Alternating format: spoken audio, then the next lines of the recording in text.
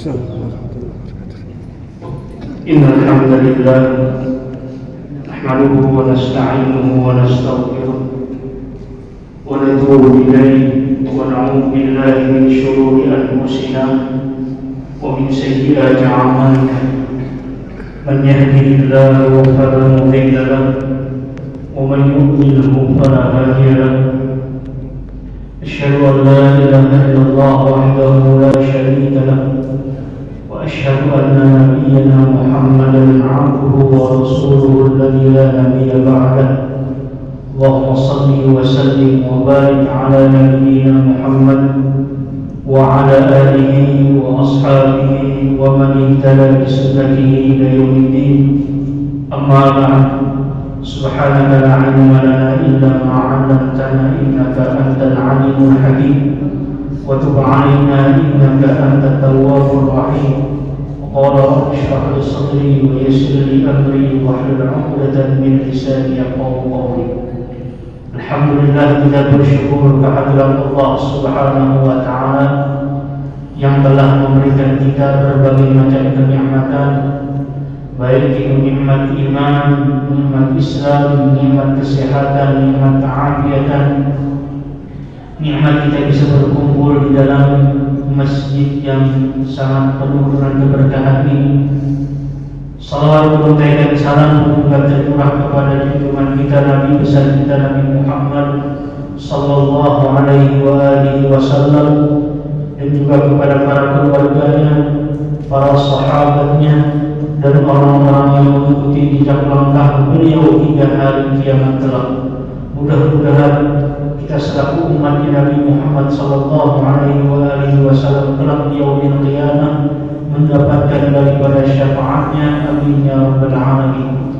Kita meminta kepada Allah Subhanahu wa Ta'ala, mudah-mudahan amal kebaikan yang telah kita kerjakan dan yang akan kita kerjakan itu semua diterima oleh Allah Subhanahu wa Ta'ala, dan kehadiran kita di sini mudah-mudahan termasuk daripada apa yang disabdakan oleh Rasulullah sallallahu alaihi wasallam, man salaka tariqan yaltamisu fihi 'ilman sahhalallahu lahu bihi tariqan ila jannah.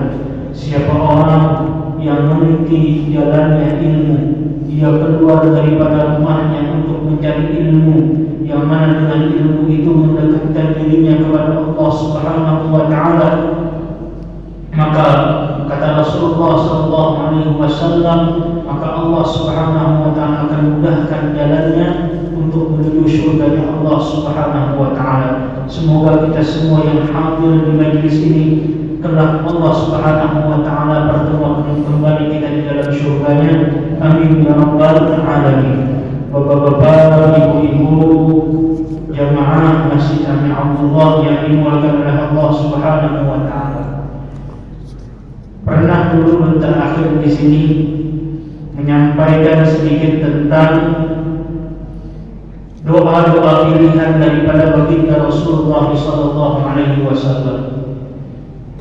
Pada pertemuan yang telah lama kita membahas tentang doa sapu jagat. Nah, izinkanlah pada malam hari ini kita membahas tentang doa juga, yang mana doa ini bentuk daripada jawami'ul kalim Nabi Muhammad sallallahu alaihi wasallam. Di antara mukjizatnya Rasulullah sallallahu alaihi wasallam, beliau diberikan oleh Allah Subhanahu wa Ta'ala jawami'ul kalim. Arti jawami'ul kalim adalah Nabi Muhammad sallallahu alaihi wasallam ketika ngomong, ketika berpendapat, beliau itu tidak banyak-banyak, beliau sedikit kata-katanya tapi sangat luar biasa maknanya. Di antara bentuk jawami'ul kalim itu ialah doanya Rasulullah sallallahu alaihi wasallam. Nah, pada pertemuan kali ini kita akan membahas tentang sebuah doa yang mungkin kita sudah menghafalnya, tetapi mungkin daripada kita tidak tahu riwayatnya atau belum mengetahui maknanya. Mudah-mudahan dengan kita sudah mengetahui maknanya, dan kita mengetahui riwayatnya, kita lebih khusyuk lagi meminta kepada Allah Subhanahu wa Ta'ala, karena permintaan ini atau doa ini dipanjatkan oleh manusia yang sangat agung, yaitu Rasulullah sallallahu alaihi wasallam. Doa ini diriwayatkan oleh Al-Imam Muslim dalam sahihnya daripada sahabat Nabi Muhammad sallallahu alaihi wasallam yang bernama Sayyidina Abdullah bin Mas'ud radhiyallahu anhu. An Nabi sallallahu alaihi wasallam annahu kana yaqulu Allahumma inni as'aluka al-huda wat-tuqa wal-'afafa wal-ghina. Jadi ini hadis diriwayatkan oleh Al-Imam Muslim dalam sahihnya. Diriwayatkan oleh sahabat yang sangat mulia, yaitu sahabat Abdullah bin Mas'ud radhiyallahu anhu. Beliau mengatakan bahwasanya doa yang sering dipanjatkan oleh Rasulullah sallallahu alaihi wasallam yaitu Allahumma inni as'aluka al-huda wat-tuqa wal-'afafa wal-ghina. Insyaallah semua yang hadir di majelis ini kayaknya hafal surah Rasulullah sallallahu alaihi wasallam. Kita bahas dulu tentang biografi sahabat yang meriwayatkan hadis ini. Sahabat Abdullah bin Mas'ud radhiyallahu anhu, Al-Imam Az-Zahabi dalam buku beliau yang bernama Syiar A'lamin Nubala, beliau mendeskripsikan sahabat Abdullah bin Mas'ud radhiyallahu anhu ini dengan kata-kata yang sangat luar biasa. Kata beliau, kana Abdullah bin Mas'ud minas sabiqin al-awwalin. Sahabat Abdullah bin Mas'ud ini adalah sahabat orang yang awal-awal mula masuk Islam. Bahkan dikatakan beliau adalah orang yang keenam yang memeluk Islam. Tentu orang yang awal-awal mula masuk Islam mendapatkan keistimewaan dari Allah Subhanahu wa Ta'ala. Dalam surah At-Taubah, Allah Subhanahu wa Ta'ala berfirman, "Was-sabiquna al-awwaluna minal muhajirin wal ansari wal ladzina ittaba'uuhum bi ihsan radhiyallahu anhum."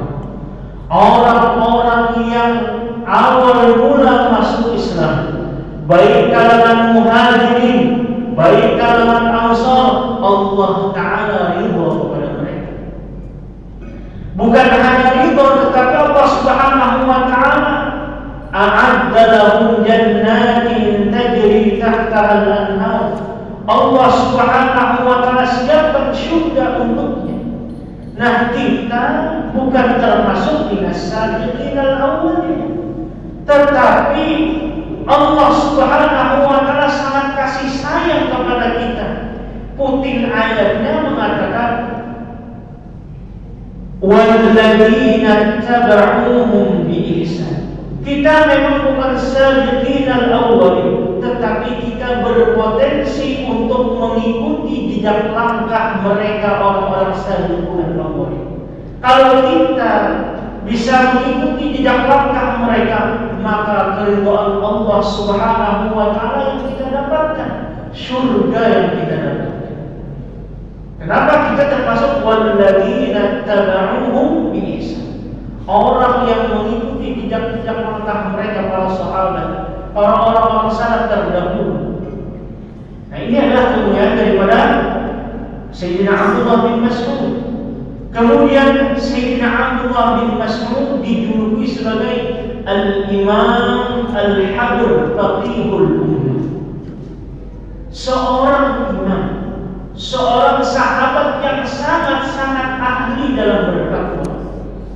Jadi kita meyakini bahwasanya semua sahabat itu mendapatkan kemuliaan yang sangat luar biasa.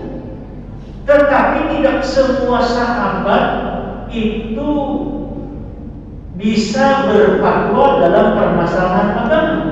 Ketika ada sebuah permasalahan agama, Sepeninggal Nabi Muhammad sallallahu alaihi wasallam hanya orang-orang tertentu saja yang bisa menjawab permasalahan agama. Jadi tidak semua sahabat. Salah satu sahabat yang mana mampu dan mereka dijuluki dengan Al-Imam Al-Habr Faqihul Ummah. Orang yang kalau ada sebuah permasalahan mereka lah yang memfatwakan, tidak lain dan tidak bukan, yaitu siapa? Sahabat Abdullah bin Mas'ud radhiyallahu anhu. Tanda keistimewaan atau kecerdikan beliau, kita dalam masalah tajwid Al-Quran sanad kita itu daripada Al-Imam Asim, daripada Al-Imam Hafs.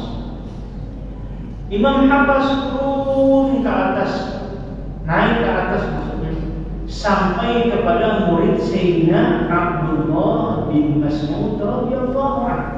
Ini bukti kalau beliau adalah sangat-sangat alim, sangat luar biasa. Dari hal kita tajwid saja, sanad keilmuan kita itu menyambung kepada beliau.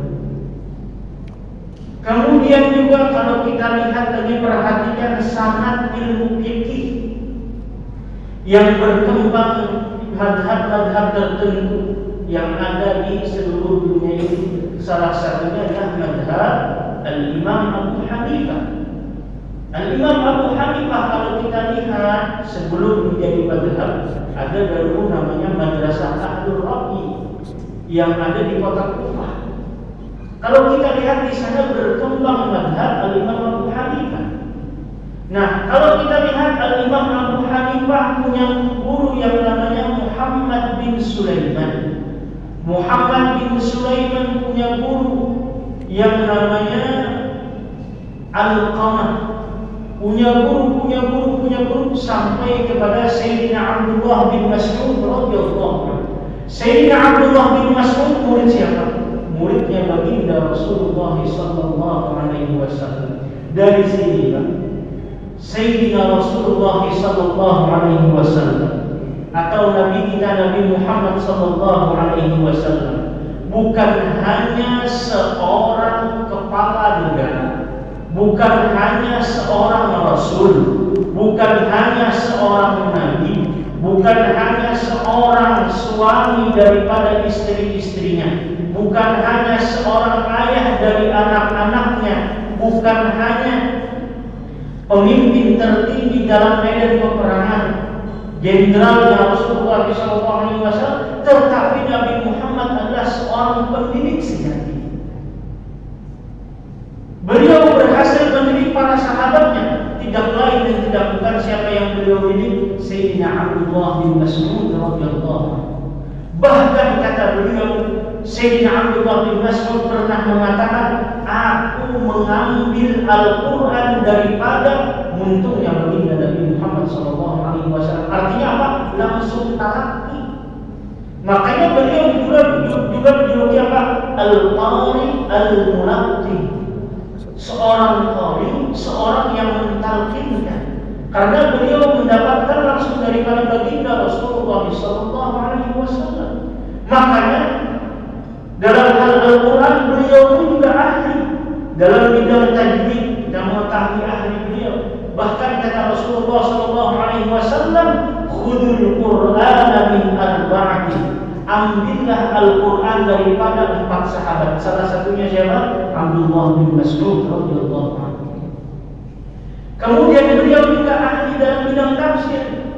Yang kita ketahui hanya siapa? Abdullah bin Abbas radhiyallahu anhu. Seringkali ditafsir adalah an Abdullah bin Abbas. Ternyata Sayyidina Abdullah bin Mas'ud radhiyallahu anhu pun juga ahli dalam bidang tafsir. Bahkan dikatakan, kata beliau di sini, wallahi alladzi, yang sebagaimana diriwayatkan oleh Imam Bukhari dan Imam Muslim, wallahi alladzi la ilaha illa ghairuh, ma unzilat suratun min kitabillah illa ana a'lamu aina unzilat wa la unzilat ayatun min kitabillah illa ana a'lamu bima unzilat. Demi Allah Subhanahu wa ta'ala, tidak ada satu ayat pun turun kecuali aku mengetahui tentang sebab peristiwa itu tersebut. Tidaklah turun daripada ayat tersebut kecuali aku mengetahui kepada siapa ayat itu turun. Ini menunjukkan kepada alimnya atau dalamnya keilmuan daripada sahabat yang mulia, yaitu Abdullah bin Mas'ud radhiyallahu anhu. Terakhir kita membahas tentang keistimewaan beliau. Suatu ketika sahabat Abdullah bin Mas'ud radhiyallahu anhu pernah disuruh Nabi Muhammad sallallahu alaihi wasallam untuk memanjat pohon, untuk diambilkan sesuatu daripada pohon itu tersebut.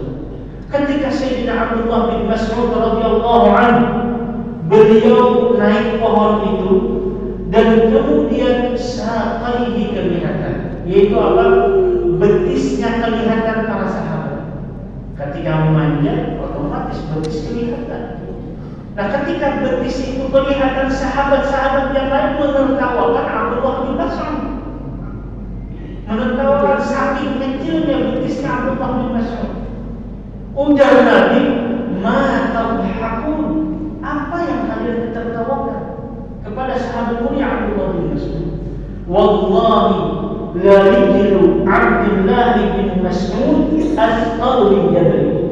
Ketahuilah sahabat-sahabatku, kedua kakinya Abdullah bin Mas'ud kalau ditimbang kelak maka kebaikannya lebih berat daripada gunung.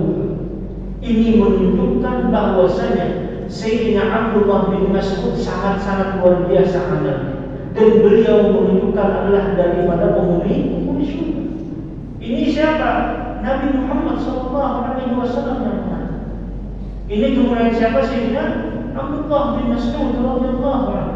Bahkan dikatakan juga karena khadiman li Rasulullah sallallahu alaihi wasallam, beliau seringkali membantu Nabi Muhammad sallallahu alaihi wasallam. Kana sahiban na'lain wa sahiban midharati li Rasulullah sallallahu alaihi wasallam. Beliau adalah kalau Nabi Muhammad sallallahu alaihi wasallam hendak berjalan, karena sandal Sayyidina Abdullah bin Mas'ud sudah siap mengandalkan sandal. Sahibul wisadah, kalau Nabi Muhammad hendak yang namanya duduk, bagi Sayyidina Abdullah bin Mas'ud radhiyallahu anhu dengan sigap menaruhkan tempat kedudukan daripada Rasulullah sallallahu alaihi wasallam. Makanya saking beliau itu cintanya dengan Rasulullah sallallahu alaihi wasallam. Suatu ketika Sayyidina Abdullah bin Mas'ud radhiyallahu anhu pernah membaca ayat sampai surah An-Nisa. Ketika itu beliau selesai membaca surah, salat selesai, kemudian Nabi Muhammad sallallahu alaihi wasallam datang bersama Sayyidina Abu Bakar dan juga Sayyidina Umar. Ujar Rasulullah sallallahu alaihi wasallam ketika Sayyidina Abdullah bin Mas'ud sudah selesai, "Is'al tu'ta." Mintalah dan pasti engkau akan diberikan oleh Allah Subhanahu wa taala. Ujar Nabi kepada Abdullah bin Mas'ud, "Minta apapun itu, maka engkau akan diberikan." Maka ada beberapa sahabat yang kepo, yang hendak tahu apa doa. Iya, wahai Abdullah bin Mas'ud, karena Nabi sallallahu alaihi wasallam sudah menjanjikan kalau kita meminta pasti dikabulkan. Doa Sayyidina Abdullah bin Mas'ud, karena beliau sangat dekat dengan baginda Nabi Muhammad sallallahu alaihi wasallam. Bahkan beliau ketika sampai di surga kelak, beliau ingin bersama Nabi Muhammad sallallahu alaihi wasallam. Ujar beliau berdoa ini tersebut, "Allahumma inni as'aluka imanan la yartad wa na'iman la yanfad wa murafaqata nabiyyika Muhammad sallallahu alaihi wasallam bi a'la jannatil khuld." Ya Allah, ulun meminta lawan dia keimanan yang tak bakalan ulun kembali kepada kemurtatan. Ulun ya Allah minta lawan dia keimanan yang sangat kuat, jangan sampai ulun murtad. Ini yang diminta Sayyidina Abdullah bin Mas'ud. Kemudian apa? Wa na'iman la yanfad, dan kenikmatan yang abadi. Apa kenikmatan yang abadi itu? Adalah syurga. Sayyidina Abdullah bin Mas'ud meminta keimanan dulu sebelum syurga. Kata para ulama apa? Didahulukan keimanan dulu sebelum syurga, karena dengan keimanan itu maka seseorang akan mendapatkan surganya Allah Subhanahu wa Ta'ala. Kemudian setelah di surga yang dipinta Sayyidina Abdullah bin Mas'ud radhiyallahu anhu, karena kalian kami sangat tinggi, wa murafaqata nabiyyika Muhammadin sallallahu alaihi wasallam fi a'la jannatil khuld, dan kelak aku di surga ingin membersamai kekasihmu ya Allah, yaitu baginda Nabi Muhammad sallallahu alaihi wasallam. Beliau di dunia tidak terpisah dengan baginda Rasulullah sallallahu alaihi wasallam. Pun juga beliau di akhirat ingin membersamai Rasulullah sallallahu alaihi wasallam. Nah, mudah-mudahan dengan kita membaca biografi beliau, mudah-mudahan kita bisa memetik daripada biografi yang sangat luar biasa daripada beliau, yaitu kecintaannya dengan baginda Rasulullah sallallahu alaihi wasallam. Kembali kita kepada hadis tadi, setelah kita selesai berbicara tentang biografi Sayyidina Abdullah bin Mas'ud radhiyallahu anhu, kemudian apa doa yang sering dibacakan oleh Rasulullah sallallahu alaihi wasallam? Allahumma inni as'alukal huda. Ya Allah, ulun meminta kepada Dia, ya Allah, al-huda. Apa huda itu? Yaitu hidayah. Sepenting itukah hidayah? Nah, hidayah ada dua. Yang pertama adalah hidayatul irsyad, yang kedua adalah hidayatul taufik. Maksudnya apa? Maksudnya hidayatul irsyad adalah hidayah minta ditujukan kebaikan oleh Allah Subhanahu wa Ta'ala. Ketika kita meminta kebaikan, ketika kita meminta kepada Allah Subhanahu wa Ta'ala, Allahumma inni as'aluka huda, ya Allah, ulun meminta lampian, ya Allah, tunjukkan kebaikan, tunjukkan kebaikan. Yang kedua dari arti hidayah itu adalah hidayah untuk bisa melakukan kebaikan itu tersebut. Karena tidak semua orang yang mengetahui itu baik, itu halal, itu haram, kemudian dia dapat melakukan. Nah, ketika kita meminta kepada Allah Subhanahu wa Ta'ala dengan mengatakan Allahumma, ya Allah, di sini kita sudah mentauhidkan Allah Subhanahu wa Ta'ala, bahwasanya yang berhak kita minta yaitu hanya Allah Subhanahu wa Ta'ala. Yang mengabulkan segala doa-doa kita adalah Allah Subhanahu wa Ta'ala. Makanya kita mengatakan Allahumma inni as'alukal huda, ya Allah, ulun minta lampian, tunjukkan kebaikan. Setelah dia tunjukkan kebaikan, ulun kau mengamalkan kebaikan itu tersebut. Dua yang dimaksudkan al-huda di sini. Setelah itu apa? Setelah kita sudah melakukan kebaikan itu tersebut, kata para ulama, maka mintalah keistiqomahan untuk bisa terus berada pada hidayah Allah Subhanahu wa Ta'ala. Makanya kita 17 kali sehari semalam meminta kepada Allah Subhanahu wa Ta'ala dalam salat kita, ihdinas siratal mustaqim, ya Allah, tunjukkanlah kami jalan yang lurus. Maksudnya apa? Kalau kami berada di jalan yang lurus, ya Allah, tunjukkanlah kami di jalan yang lurus. Kalau kami sudah di jalan yang lurus, ya Allah, kuatkan kami di jalan itu.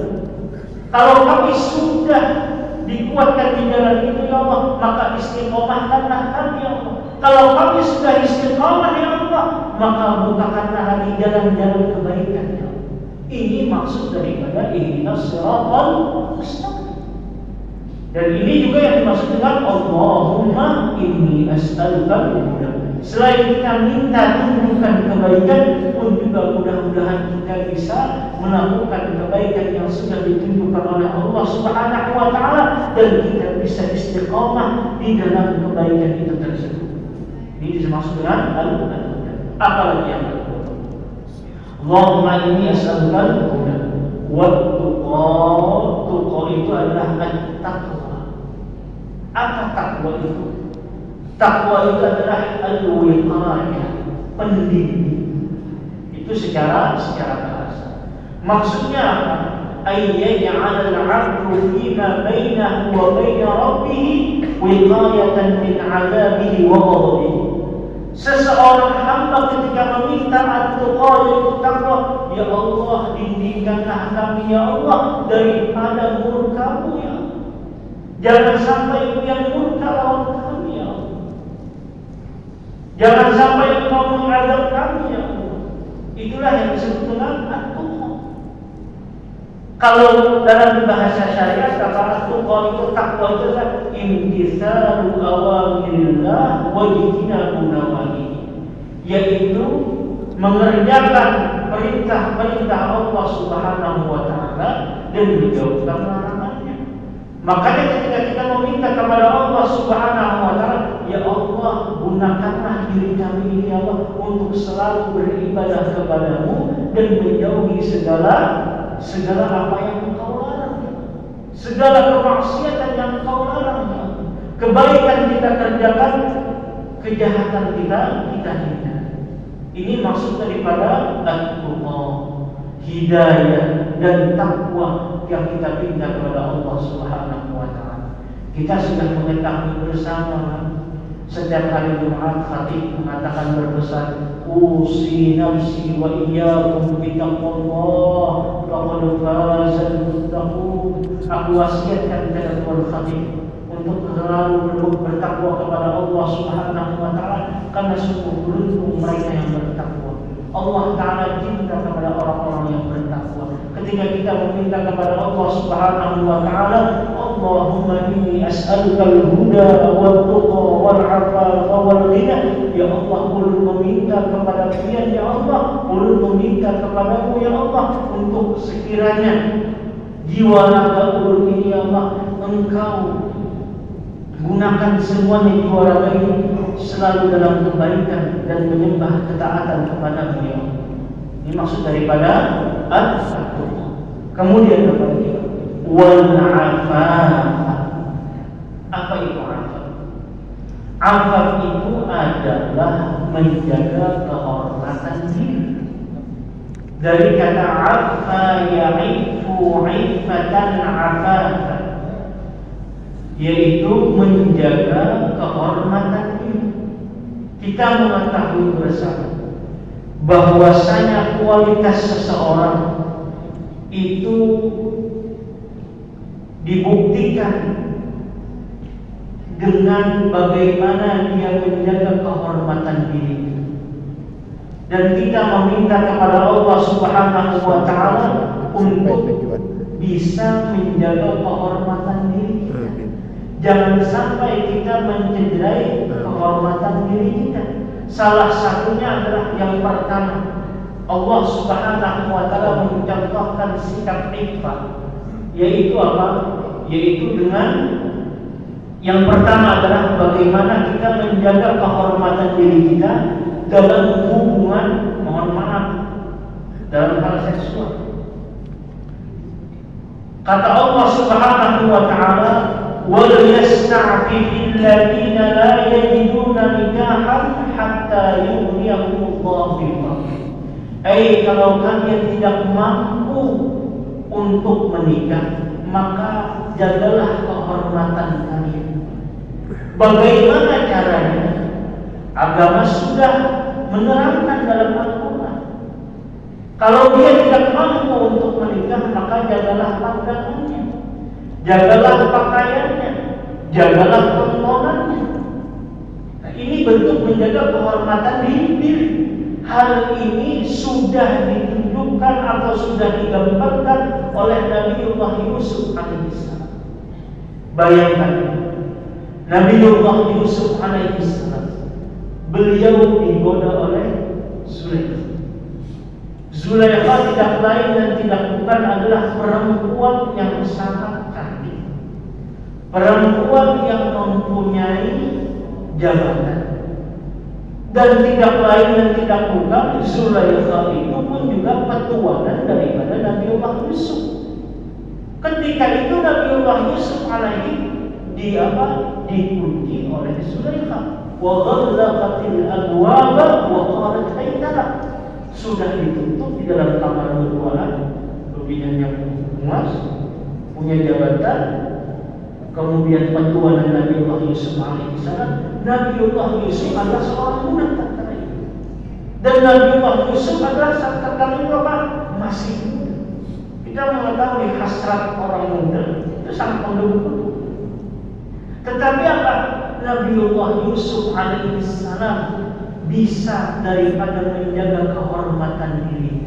Dan mudah-mudahan kita bisa menjaga kehormatan diri kita, anak-anak kita, dan cucu-cucu kita, keluarga-keluarga kita. Mudah-mudahan mereka diberikan sikap iffah. Amin ya rabbal alamin.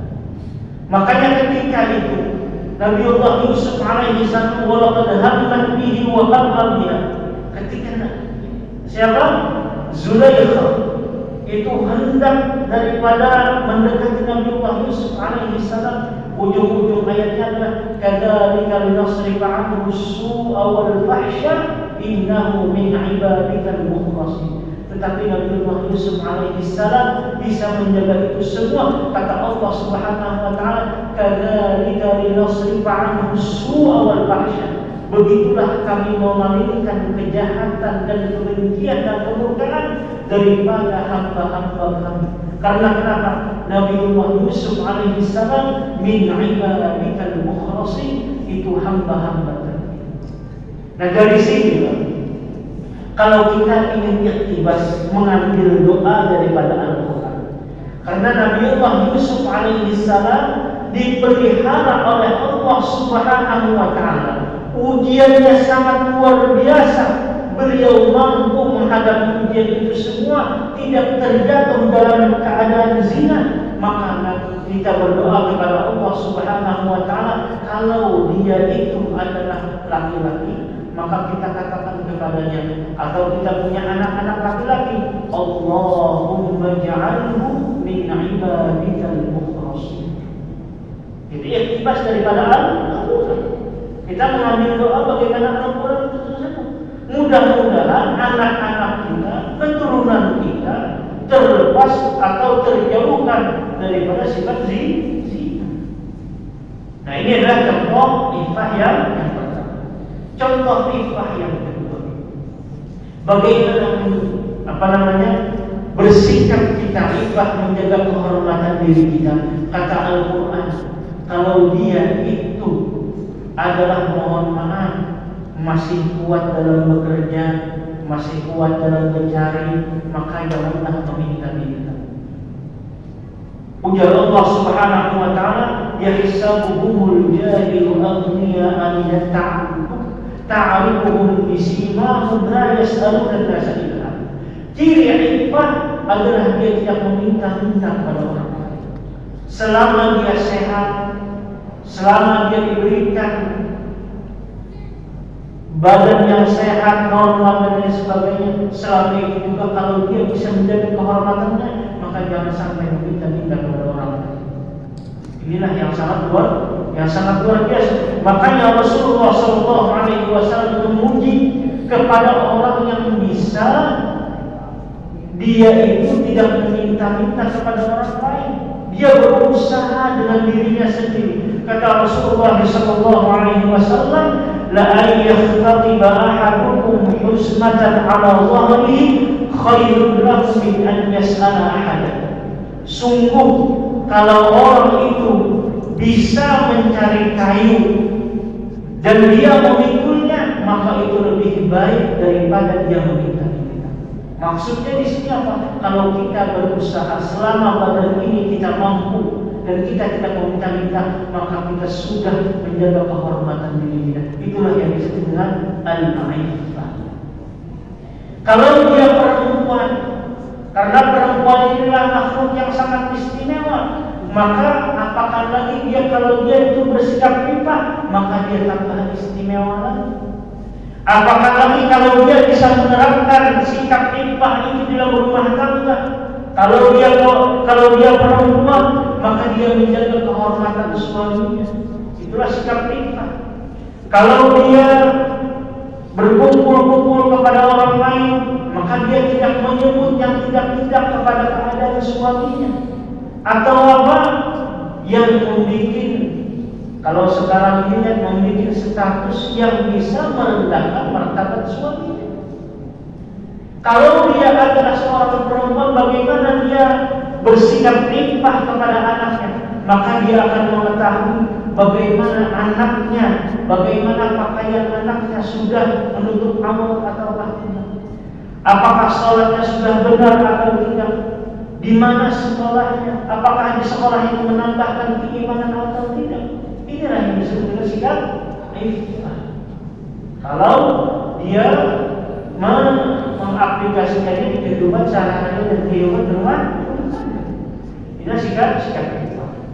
Dan kemudian apa yang terakhir kita meminta kepada Allah Subhanahu wa taala, Allahumma inni as'aluka al-huda wal-tuqa wal-'afafa wal-ghina. Dan minta merasa cukup dengan apa yang diberikan oleh Allah Subhanahu wa taala. Makanya kata Rasulullah sallallahu alaihi wasallam, "Man asbaha minkum mu'afan fi jasadihi, aminan fi sirbihi, wa 'indahu qutu yaumihi, maka faka'annama hizat lahu dunya." Siapa orang yang ketika pagi hari dia sudah diberikan kesehatan oleh Allah Subhanahu wa taala, dia aman di dalam negerinya, dia mempunyai makanan sehari-harinya, maka seakan-akan dunia semuanya ini sudah diberikan kepadanya. Bagaimana kita merasa cukup dengan apa yang diberikan oleh Allah Subhanahu wa taala? Makanya kata Rasulullah sallallahu alaihi wasallam dalam sebuah hadisnya, "Laisal ghina an kasratil 'arab, walakinnal ghina ghinan nafs." Bukanlah kaya itu yang banyak hartanya, kata Rasulullah sallallahu alaihi wasallam. Tetapi apa? Tetapi yang dinamakan kaya ialah dia merasa cukup apa yang diberikan oleh Allah Subhanahu wa taala. Anda bahagia cukup dunia, Anda umrah cukup dunia, Anda perjalanan lawan anak ini terutama cukup dunia, Anda beli mobil cukup juga bisa. Ini cukup. Minta kecukupan. Karena kenapa? Ada orang yang meminta terus dan terus dan terus. Sampai kita tahu sampai kaya. Kita meminta kecukupan dari Allah Subhanahu wa taala. Nah, inilah doa daripada baginda Nabi Muhammad sallallahu alaihi wasallam. Oleh karenanya Sa'ad bin Abi Waqqas pernah mengatakan, berwasiat kepada anaknya. Kata beliau, "Ya bunayya, wahai anakku, idza talabta al-ghina, kalau engkau meminta kekayaan, faqubhu bil qanaah, maka minta juga barengi juga dengan qanaah, yaitu merasa cukup." Kalau bahasa WY ini yang merendahkan itu prerogatif bahasa, ya, merasa cukup, apapun cukup semuanya. Nah, inilah yang disebut dengan ghina, ya. Jadi kalau kita meminta kepada Allah Subhanahu wa taala, mudah-mudahan kekayaan itu mencukupkan diri kita. Kadang-kadang sudah banyak harta kita merasa cukup. Kalau kita diberikan oleh Allah Subhanahu wa taala kekayaan, maka mudah-mudahan itu mencukupi kebutuhan kita semua. Inilah doa baginda Nabi Muhammad sallallahu alaihi wasallam. Yang pertama kita minta hidayah.